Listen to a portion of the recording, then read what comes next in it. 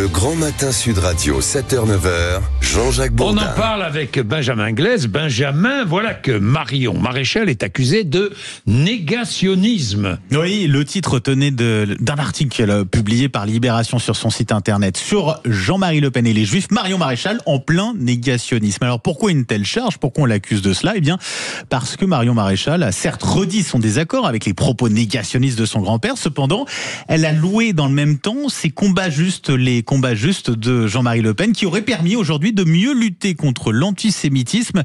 Écoutez, c'est sur la chaîne i24 News lors de son déplacement en Israël. Ces propos desservaient, me semble-t-il, tous les autres combats justes qu'il a pu mener, parce que Jean-Marie Le Pen a aussi mené des combats justes, parmi lesquels cette capacité à voir loin sur les conséquences graves de l'immigration.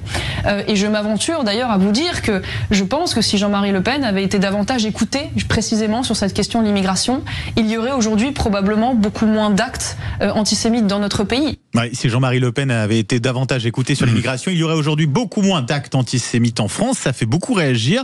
D'ailleurs, à ce sujet, le compte Twitter de l'INA, qui est chargé des archives de la télé, eh bien le compte Twitter de l'INA a repartagé les propos tenus à l'époque par Jean-Marie Le Pen sur les chambres à gaz. Je ne dis pas que les chambres à gaz n'ont pas existé.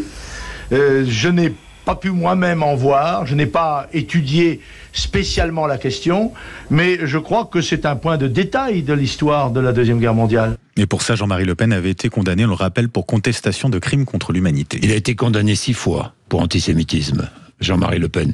Faut le rappeler. C'est la réalité, ce sont les faits. Ce sont les faits. Qu'en pensez-vous ? Ces propos de Marion Maréchal. Elle commence sa phrase en disant « je m'aventure ». Je pense que... Elle s'est aventurée. Ben, je pense qu'elle n'aurait pas dû s'aventurer, parce que vous le rappelez, voilà, c'est pas une manière de faire oublier, même si elle condamne, parce que c'est la version officielle, c'est-à-dire les dérapages, les propos antisémites font oublier les combats justes. Les combats justes, l'immigration. Immigration, on sait très bien du côté du Rassemblement national, on explique, ce qui est en partie vrai évidemment, que dans le monde arabo-musulman se développe et existe un antisémitisme qui s'exprime. Bon. Il faut arrêter de s'aventurer sur ces terrains. Il n'y a pas d'absolution en ce qui concerne Jean-Marie Le Pen. Vous l'avez dit 6 fois condamné. Négation de crimes contre l'humanité, antisémitisme. Ça existe. Voilà. Donc le RN tourne la page. Il y a une invitation en Israël qui suscite beaucoup d'émoi, d'émotions, d'interrogations. Et qui effectivement, même en Israël, fait l'objet d'incompréhension. Je ne parle même pas de la France, mais aussi en Israël. Voilà, il faut arrêter, quoi. Guy. Arlette, il faut savoir ce qu'on appelle aventure. Dans ce qu'a dit Jean-Marie Le Pen, et Dieu sait que j'ai détesté cet homme, parce qu'il était pétri de haine. Il fonctionnait sur la haine et sur la division. C'est un homme qui n'a probablement jamais voulu envisager d'avoir le pouvoir. Il avait un fonds de commerce qui était la xénophobie, le racisme, etc. Mais là-dedans, quand vous écoutez certaines de ses interventions dans les émissions politiques de l'époque, vous apercevez qu'il y avait des analyses sur des mouvements migratoires, sur l'évolution de la géopolitique, qui étaient assez justes, ponctuellement, sur certains points. Mais ça, évidemment, on n'en a pas tenu compte parce que le personnage était infect sur d'autres aspects. Il était provocateur. Je veux dire, vous pouvez même pas écouter quelqu'un qui parle du rafour crématoire ou de choses comme ça. C'est presque comme s'il jouait, comme s'il s'amusait. Et on s'amuse pas avec certaines choses.